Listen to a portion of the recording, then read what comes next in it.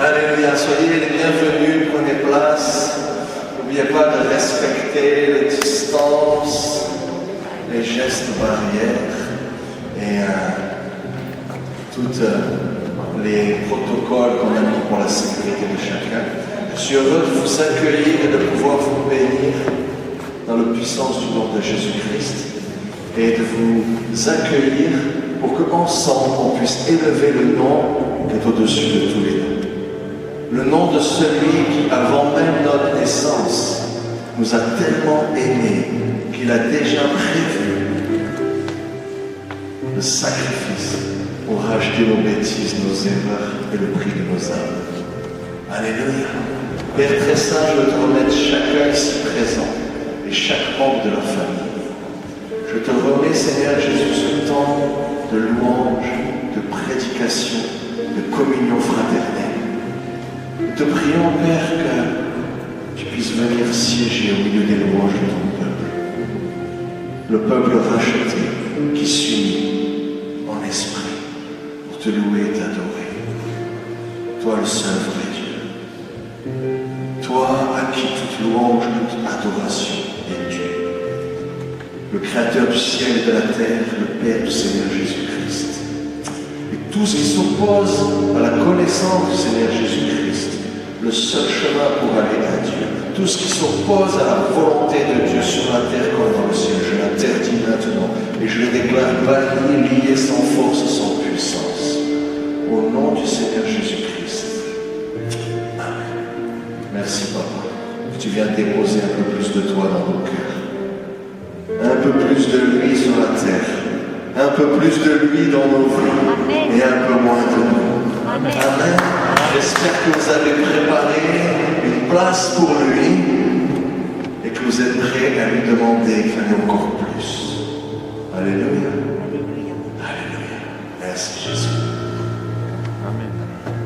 À lui toute la louange.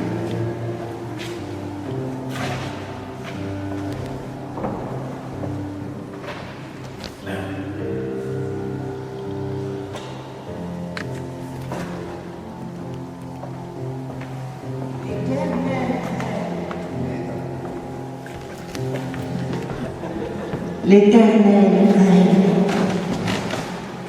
C'est lui qui change les temps et les circonstances, qui renverse et qui établit les rois et les puissants, qui donne la sagesse aux sages et la science à ceux qui ont de l'intelligence. Famille des peuples, rendez-lui gloire. Jésus nous dit, mon Dieu et mon Père, votre Dieu et votre Père. Dieu habite les cieux élevés, mais c'est lui aussi qui est avec l'homme, au cœur contrit et à l'esprit abattu. Les cheveux même de votre tête sont comptés. Ne craignez donc rien, vous valez mieux que beaucoup de passerons, car le Dieu d'éternité est un refuge, et sous ses bras éternels, il est une retraite. L'Éternel règne.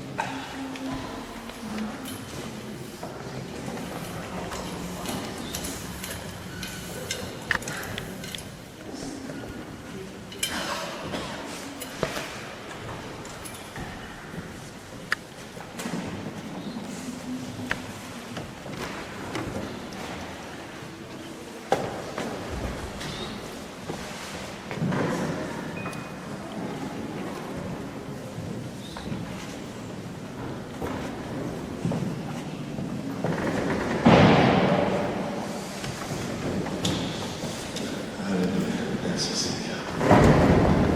Merci que tu agrées notre louange et notre adoration. Merci que tu entends nos prières. Et que du haut des cieux, tu exauces ton peuple. Que serions-nous sans notre Dieu? Que serions-nous sans celui qui nous a achetés à la reprise? Sois béni Seigneur Jésus. Merci pour ce que tu fais. Tout ce que tu fais est parfait.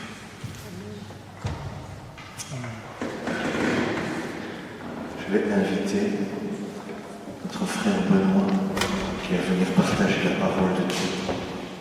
Et Seigneur, je te rends grâce pour les 100% de ce que tu as prévu. C'est toi qui loins ta parole. C'est toi qui libères ton esprit, qui agis sur la parole de Dieu. Chacun, Seigneur, puisse recevoir la part qui lui revient, selon sa foi. Au nom de Jésus.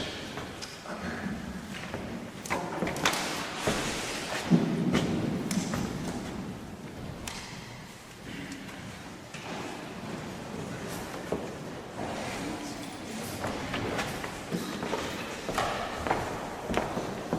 Amen.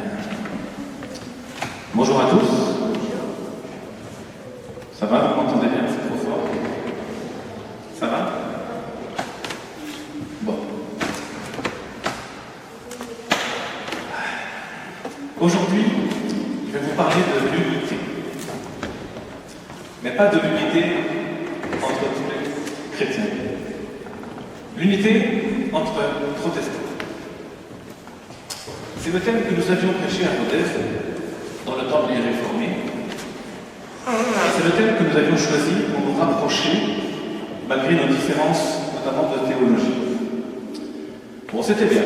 Il n'y a pas grand monde, mais c'était bien. Et du coup, j'ai creusé un peu plus sur ce thème, et c'est ce que je vais vous partager cet après-midi. Donc j'ai nommé mon message les 5 solas. Sola. Vous allez me dire, c'est quoi cette bête-là? J'y reviendrai dessus tout à l'heure. Mais pour comprendre l'unité entre protestants, forcément, je suis penché sur l'histoire des protestants. Donc on va faire un peu d'histoire. Et je ne vous dis pas quel bazar, franchement. Quel bazar. Donc je vais juste vous en parler en quelques lignes, je ne vais pas rentrer en profondeur, parce que c'est compliqué, vraiment. Et donc, pour savoir, c'est important de savoir l'origine et le développement du protestantisme auquel nous appartenons. Donc, comme tout le monde le sait, la branche protestante est née dans les années 1500 avec la réforme de Luther. Et le protestantisme est l'une des principales branches du christianisme, avec le catholicisme et l'orthodoxie. En général, c'est tout ce qu'on connaît. Catholique, protestant et orthodoxe. Donc, j'ai quelques chiffres. Ouais. Les catholiques sont environ 1,3 milliard de fidèles dans le monde, ce qui représente 50% des chrétiens. Les protestants sont environ 900 millions de fidèles, ce qui représente 35%. Et les orthodoxes, environ 300 millions, ce qui fait 15%. Voilà, ça c'est pour les chiffres. Revenons à la réforme. Depuis le début de la réforme, il s'est créé différents mouvements protestants. Alors il y a les luthériens, les presbytériens, les anglicans, les méthodistes, les réformés, les baptistes, les les anabaptistes, les pentecôtistes, les charismatiques, et j'en oublie certainement. Et une petite parenthèse, on entend souvent le terme évangélique. Vous, les évangéliques ou les églises évangéliques. En fait, le terme évangélique, c'est un terme générique qui regroupe plusieurs familles d'églises, notamment les anabaptistes, les méthodistes, les pentecôtistes, les charismatiques, pour ne citer que un.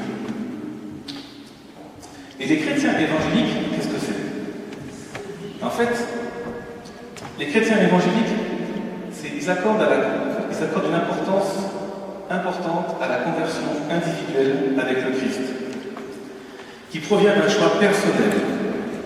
Et ça implique donc un changement de vie avec le baptême et une vie de communion par la prière personnelle ou en communauté.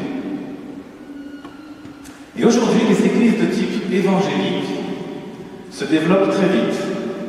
Les chiffres nous disent que sur 900 millions de protestants dans le monde, 680 millions sont évangéliques, ce qui fait 75% de protestants qui sont évangéliques. Voilà, fin de la parenthèse. Un peu d'histoire et c'est toujours bien de le savoir. Bon, retournons à nos mouvements. En fait, chaque mouvement protestant est issu du mouvement qui le précède, selon ce que l'Esprit révèle. En gros, c'est ça. Pas tout le temps, mais c'est ça. Mais les hommes sont tellement attachés à leur mouvement qu'ils préfèrent rester dans ce qu'ils connaissent déjà et ne veulent pas inclure cette nouveauté. Et là, c'est là qu'on tombe dans la tradition. C'est ce que Jésus reproche aux pharisiens quand il leur dit dans Marc, chapitre 7, au verset 8, « Vous abandonnez le commandement de Dieu pour observer la tradition des hommes. » Donc, d'autres hommes, au contraire, pour faire vivre cette nouveauté, sont obligés de créer un nouveau mouvement. Par exemple, je ne vais toujours pas rentrer dans les détails. John Wesley, un anglican, lui, il a reçu la révélation qu'il fallait avoir une relation personnelle avec Dieu et aussi d'avoir une préoccupation sociale pour les plus démunis et les plus pauvres. Comme les anglicans ne voulaient pas inclure ce changement, il a été obligé de créer un nouveau mouvement qu'il a appelé le méthodisme. Parce qu'il avait une certaine méthode, il appelait ça le méthodisme. John Smith, un anglican anabaptiste, a créé lui le baptiste. Le baptiste consiste à rejeter toute liturgie et que le culte, que ce soit les chants, la prière et la prédication, devait être spontané. C'est pas comme moi c'est préparé. Ensuite, il y a eu le courant pentecôtiste, qui est arrivé au début des années 1900, avec William Seymour, lui qui provient des méthodistes. Et lui, il a apporté le parler en langue. Et oui, il appelait ça le pentecôtiste parce que le parler en langue est arrivé le jour de la Pentecôte. Donc, voilà. Et dans les années 1960, est arrivé le mouvement charismatique, où on appelle aussi néo-pentecôtiste. Et donc, à partir de ce moment-là, le parler en langue n'est plus l'unique preuve du baptême du Saint-Esprit. On y rajoute tous les autres dons du Saint-Esprit, qu'on appelle les charismes, d'où le nom charismatique. Donc voilà. Et demain, quel sera le nouveau mouvement? Le numérisme? Le virtualisme? Je ne sais même pas si ces mots ça existe. On ne sait pas. Et nous, allons-nous suivre le mouvement ou allons-nous rester dans ce qu'on connaît déjà, dans nos traditions auxquelles nous adhérons? Et en fait, il y a deux côtés. Toutes nos différences viennent du fait que nous ne voulons pas accepter quelque chose de nouveau, on ne veut pas accepter le changement. Et d'un autre côté, quand le Saint-Esprit nous montre quelque chose de nouveau, on veut tout de suite en faire une doctrine et tout changer, au lieu de l'inclure dans ce qui existe déjà. Et Et malheureusement, il y a beaucoup de dérives sectaires qui sont issues de ces différents mouvements. Et en faisant ce travail, je me rends compte que l'unité entre protestants, elle n'est pas vraiment là. Parce que chaque mouvement croit que c'est lui qui a raison. Et que c'est eux qui sont sauvés, mais pas les autres, parce qu'eux, ils n'ont rien compris. Et même dans les églises au sein d'un même mouvement, cette église-là croit qu'ils ont raison aussi. Et même, je vais aller plus loin, les fidèles au sein d'une même église ne sont pas d'accord non plus. Donc je vous le redis, quel bazar. Quel bazar. Donc l'unité. Et en fait, je me rends compte que nous faisons des efforts pour nous rapprocher d'autres religions, notamment les catholiques, avec des louanges, tout ça. Je ne dis pas que c'est mal, c'est très bien. Mais on fait des partages œcuméniques avec les...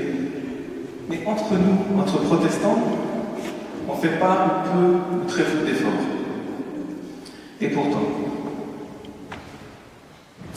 Et pourtant, malgré toutes nos différences, il y a quelque chose qui nous rassemble, qui doit nous rassembler, et qu'on doit connaître. Ce sont les 5 solas. Vous y voilà. Qui connaît les 5 solas? Sola Gratia. Ouais. Sola Scriptura. Quand vous sortirez, vous connaîtrez. Voilà. Il s'agit en fait des 5 piliers du protestantisme qui sont la base de notre unité. C'est les 5 principes qui sont issus de la Réforme sur lesquels repose le salut de l'homme. Alors les 5 solas sont sola scriptura, l'écriture seule. Sola fide, la foi seule. Sola gratia, la grâce seule. Solus Christus, Christ seul. Et soli Deo gloria, pour ceux qui ont fait du latin, à Dieu seul la gloire. Et il faut savoir que ces 5 affirmations répondent en réalité à une question. La première, c'est sola scriptura, à qui dois-je obéir? L'écriture seule. Sola, ça veut dire seul, j'ai oublié de vous le dire, en latin.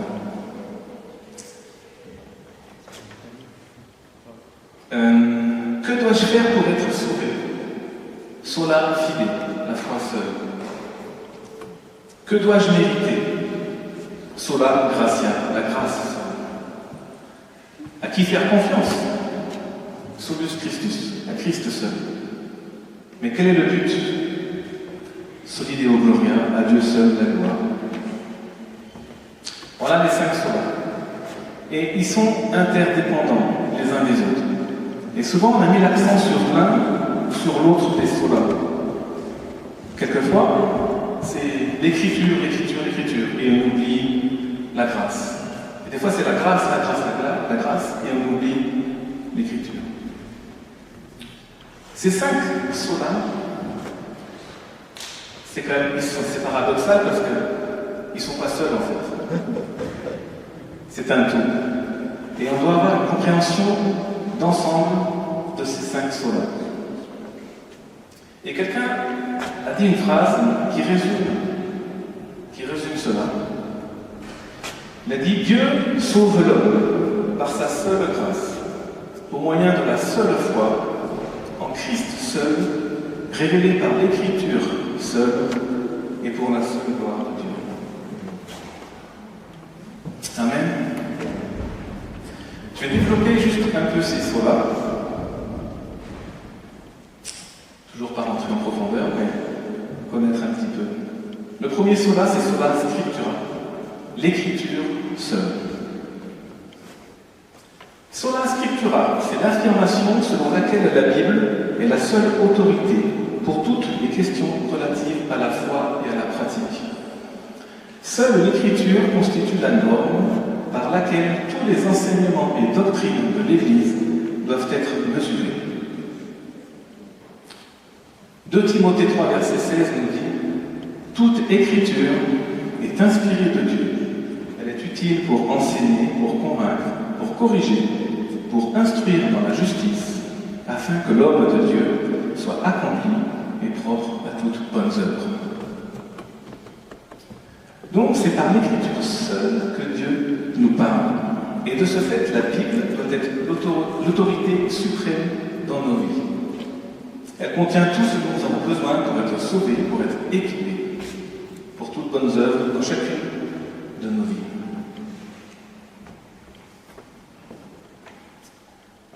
Martin Luther, il a dit, quand il s'est fait accuser par l'Église catholique romaine, il a dit « À moins que je ne sois convaincu par le témoignage des Écritures ou par des raisons évidentes, je ne puis me soumettre aux décisions seules du pape et des conciles, car on sait qu'ils se sont souvent trompés et se sont contredits.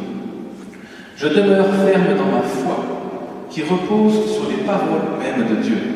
Je ne peux ni ne veux me rétracter, puisqu'il n'est ni sûr ni honnête d'agir contre sa conscience. Me voici, je ne peux pas agir autrement, que Dieu me soit en aide. »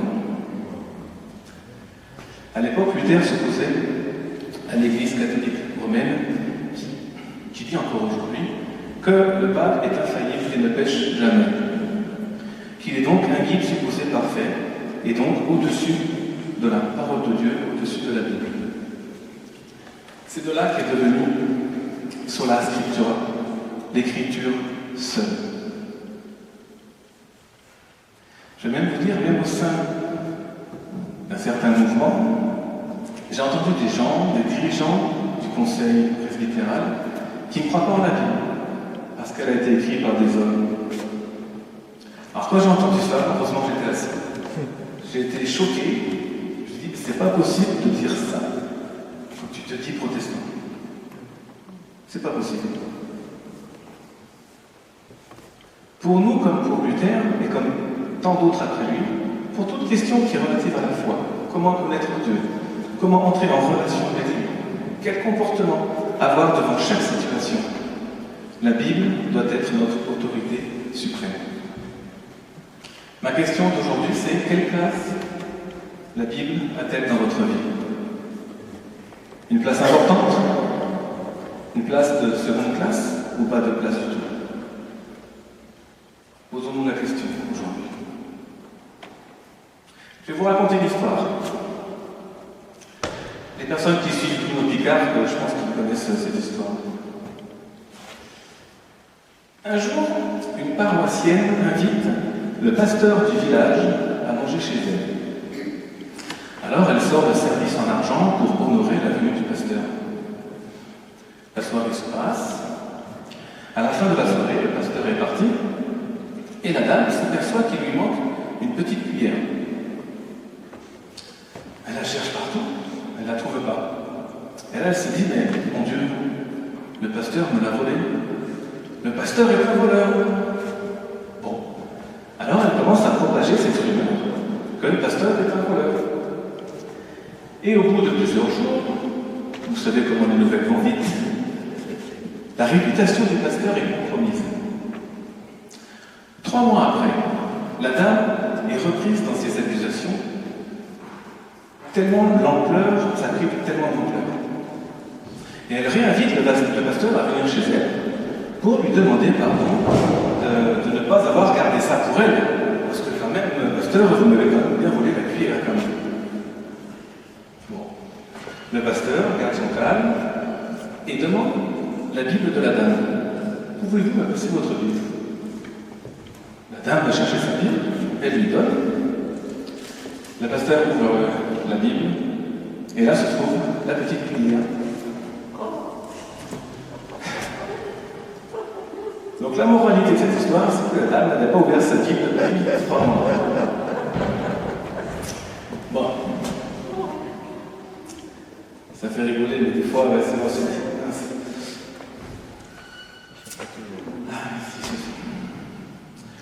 La tête de l'Église, c'est Jésus-Christ, n'est-ce pas? C'est son enseignement que nous suivons tous. Et cet enseignement se trouve dans les Écritures. Jésus est la vérité, la la vérité est la même hier, aujourd'hui, éternellement, tout comme Jésus. Et nous devons être soumis à sa parole, comme autant à Dieu et au Saint-Esprit. Deuxième sola fide, par la foi seule. Alors sola fide s'oppose aux doctrines de l'Église catholique romaine, qui disait que grâce au sacrement de l'Église, l'homme deviendrait de plus en plus juste et ainsi mériterait la vie éternelle. Donc ce principe de sola fide signifie que les bonnes œuvres ne peuvent pas contribuer au salut. La foi est la croyance en la mort rédemptrice de Jésus-Christ, mort sur la croix pour le péché des hommes, qu'ils reconnaissent comme leur sauveur. La foi permet la réconciliation avec Dieu, et ça c'est le seul moyen de parvenir au salut. Philippiens 3, verset 9 nous dit « Je considère tout comme une perte, afin de gagner Christ, et d'être trouvé en lui, non avec ma justice, celle qui vient de la loi, mais avec celle qui s'obtient par la foi en Christ. La justice qui vient de Dieu par la foi. » Donc si nous croyons en Christ, nous recevrons la justice qui vient de Dieu, et il nous revêt de la vie parfaite de Christ. C'est ce qu'on appelle la justification par la foi seule. J'ai d'autres versets, Éphésiens 2, versets 8 et 9. « Car c'est par la grâce que vous êtes sauvés, par le moyen de la foi. Et cela ne vient pas de vous, c'est le don gratuit de Dieu. Ce n'est point par les œuvres, afin que personne ne se glorifie. » Romains 10, 17, la foi vient de ce qu'on entend, et ce qu'on entend vient de la parole de Dieu. Amen. Sola gratia, par la grâce seule. À la veille de la réforme protestante, l'Église utilisait le salut par les œuvres, donc, comme justification à un moyen de financement, le système des indulgences. Celui-ci est structuré donc autour de dons d'argent faits par les fidèles à l'Église pour, entre guillemets, acheter une place au paradis. Et donc cette question des indulgences, c'est le point déclencheur, un des points déclencheurs de la réforme luthérienne. Et c'est devenu donc sola gratia, la grâce. Je redis Éphésiens 2, verset 8-9, car c'est par la grâce que vous êtes sauvés, par le moyen de la foi. Aujourd'hui et avant, toute notre société est tournée vers le mérite et la récompense. Si on est bien qualifié, on est embauché. Si on travaille bien à l'école, on passe en classe supérieure. Si on connaît du monde, on est pistonné. Tout est tourné vers le mérite. On mérite, je mérite. Et c'est le discours de beaucoup de monde, des non-croyants bien sûr, mais aussi certains chrétiens qui disent « je mérite ». Parce que je me comporte bien, parce que j'ai tué personne, parce que je ne fais pas de mal, parce que je suis gentil, je ne dis pas de gros mots, je mérite d'aller au ciel. Et la Bible a une surprise pour nous, c'est que personne ne va au ciel sur la base de ses mérites. Et la Bible nous dit que la seule manière dont Dieu nous sauve, c'est par la grâce, sa grâce seule. Dieu nous donne le salut comme un cadeau. On ne fait rien pour le mériter. Après, ça ne veut pas dire que ça n'a rien coûté à Dieu. Il a envoyé son Fils, Jésus, mourir à notre place, pour prendre les péchés à notre place. Christ a payé le prix pour nous racheter. Et ça veut dire qu'il peut nous pardonner et que nous pouvons bénéficier de sa grâce. Alors, est-ce que ça veut dire qu'on peut faire n'importe quoi parce qu'on est sous la grâce? Non, bien sûr que non.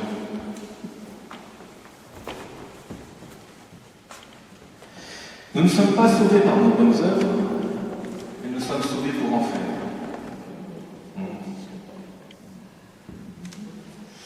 Merci Seigneur.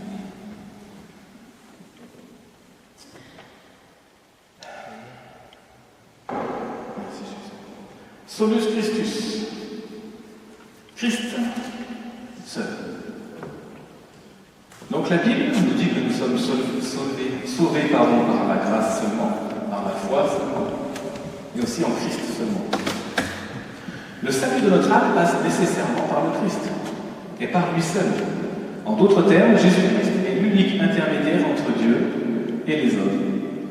Et la Bible nous dit qu'il est le seul chemin qui conduit au Père.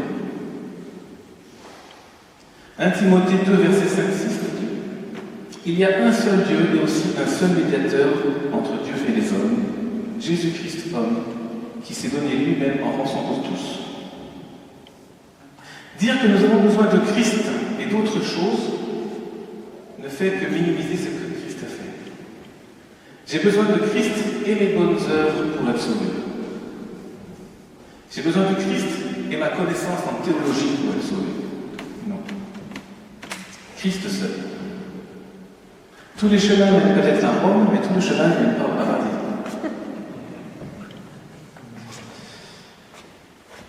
Jésus a dit: je suis la porte. Si quelqu'un entre par moi, il sera sauvé. Jean 14, 6. Jésus dit: je suis le chemin, la vérité et la vie. Nul ne vient au Père que par moi. Christ seul. Je sais que vous connaissez tout ça, mais c'est tellement simple. Il n'y a ni plusieurs vérités, ni plusieurs portes, ni plusieurs chemins pour avoir la vie éternelle. Jésus est la porte, Jésus est le chemin, Jésus est la vérité, et Jésus est la vie. Et je finis par ce verset, Romains 6, 23. Car le salaire du péché, c'est la mort, mais le don gratuit de Dieu, c'est la vie éternelle, en Jésus-Christ, notre Seigneur. Amen. Le cinquième et dernier sola, Soli Deo Gloria, à Dieu seul la gloire. Je ne vais pas trop m'étendre sur ce sujet, je pense que c'est la gloire. En fait, ça signifie qu'aucun culte n'est rendu à un être humain, quel qu'il soit, mort ou vivant, ni à un objet, ni à un symbole, rien du tout, à Dieu seul. La gloire de Dieu, c'est sa renommée, c'est sa grandeur, c'est la louange qui lui est due. Dieu fait toutes choses pour sa propre gloire.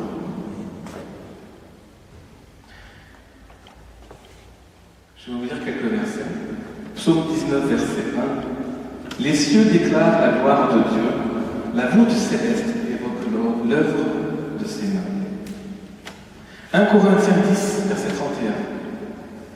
Soit donc que vous mangiez, soit donc que vous buviez, soit que vous fassiez toute autre chose. Faites tout pour la gloire de Dieu. Et Romains 11, verset 36 nous dit: tout est de lui, par lui et pour lui, à lui la gloire dans tous les siècles. Amen. Donc voilà les 5 solas. Sola Scriptura, la Bible est l'autorité suprême en matière de doctrine. Et les 4 autres solas découlent de celui-ci. Sola fide, donc le salut n'est pas donné par les sacrements ou la religion, mais par la foi seule.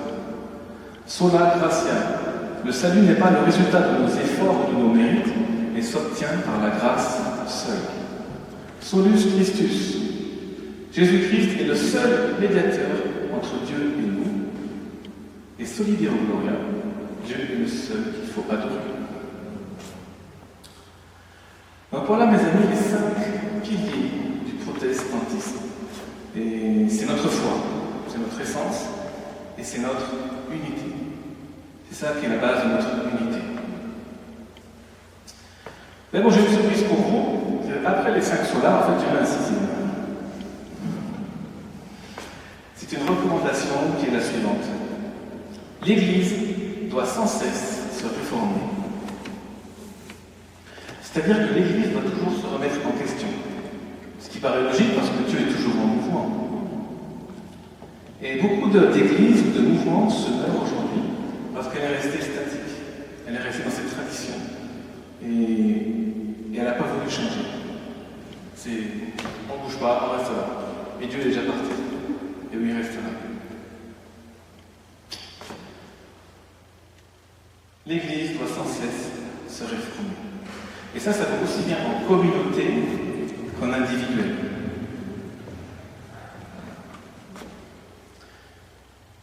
Je vais finir avec deux textes. Le premier, c'est un texte du président du CNEF. Le CNEF, c'est le Conseil national des évangéliques de France, qui est rattaché à la Fédération protestante de France. Alors ce monsieur, il a dit « J'observe avec tristesse un relatif abandon de la lecture et de l'écoute attentive de la Bible dans les cultes de nombreuses communautés évangéliques. L'adoration en la louange est devenue l'adoration de la louange. La recherche de l'accomplissement de soi, le mirage de l'évangile de la prospérité sont autant de facteurs qui minent la fidélité à Christ, affaiblissent l'attachement à sa parole et contribuent à l'oubli de ses commandements. Le résultat, c'est un décalage parfois criant entre la foi confessée et la foi pratiquée. L'autorité de la Bible est certes toujours affirmée, mais elle occupe peu de place dans la vie de l'Église et du croyant. La seigneurie du Christ est toujours proclamée, mais elle est battue en brèche par les soucis de la vie. Si l'histoire de l'Église nous apprend une chose, c'est bien que l'Église, sous peine de trahir son chef et de s'éloigner de sa parole, doit sans cesse se réformer. Ainsi, il est temps d'invoquer le Seigneur, d'accorder par l'Esprit à son corps un nouveau souffle, une nouvelle réforme, pour que de nombreuses personnes entendent sa parole, viennent à sa connaissance et que son royaume avance en France. Au texte. Et je finirai avec un deuxième texte que j'ai trouvé dans sa parole pour aujourd'hui et qui correspond bien à ce que je vous parle par rapport à l'unité entre protestants. L'Église est semblable à un fleuve qu'animent trois courants distincts. Le courant liturgique, animé de symboles et de rituels. Le courant évangélique, animé par son accent sur la parole de Dieu. Le courant charismatique, animé par les dons de l'Esprit. L'épouse de Christ, l'Église, embrasse ces trois courants à la fois. Jésus a dit que dans son royaume se trouvaient des choses anciennes et des choses nouvelles. Nous suivons ainsi l'exemple donné par le peuple d'Israël, le peuple choisi par Dieu. Le peuple avait sa liturgie chargée de symboles. Il était évangélique par principe, annonçant la parole de Dieu au reste des nations, et charismatique par les miracles et les signes que Dieu accomplissait en son milieu. Telle est notre fondation. Nous ne sommes pas là pour l'abolir, mais pour bâtir dessus. Dieu a promis dans Joël 2,28 « Je répandrai mon esprit sur toute chair ». Cela est en train d'arriver de nos jours. L'époque où les églises s'amusaient à construire des barrières entre elles est révolue. Quand le fleuve gonfle et déborde, les barrières ne sont plus d'aucune utilité, car tous les courants se mêlent entre eux dans le flot de l'inondation. Enfants de Dieu, regardez et proclamez, vous viviez le moment de l'inondation. Amen. Merci. Voilà mes amis, ce que je voulais partager avec vous sur ces 5 solas, la base de notre unité. C'est important de les connaître, je pense, de les proclamer. Et, voilà.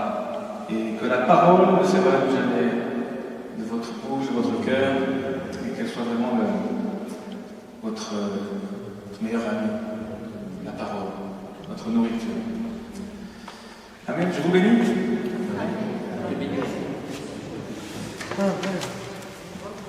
Excellent.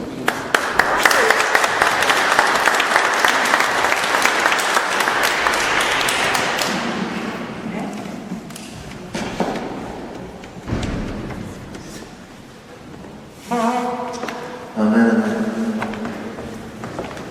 C'est bon, hein? Je me régale. Amen, merci Jésus. Tu reviens? Rebelote. Ah, tu lui as réécouté la fin. Parce qu'elle était bien, celle-là. Alléluia. Non, c'est très important, et je te remercie de moi. surtout dans ces moments où il y a un peu de brume et de brouillard et on ne sait pas, les choses étant tellement nouvelles, on ne sait plus trop où on va. Et dès qu'on capte quelque chose de nouveau, effectivement, on a envie de le monter en épingle et en faire une nouvelle religion. Et il est important de vérifier ces fondations.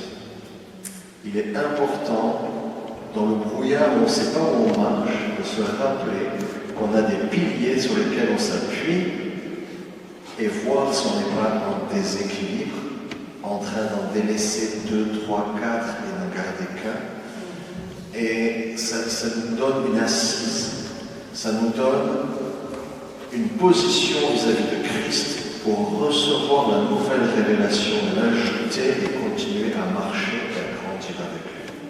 C'est jamais au détriment des choses passées. Dieu ne change pas. Il n'efface pas tout et on recommence. Il a bâti quelque chose et il rajoute de révélation en révélation. De gloire en gloire, dit la parole de Dieu. Transformé de gloire en gloire à l'image de Christ. D'étape en étape, de révélation en révélation.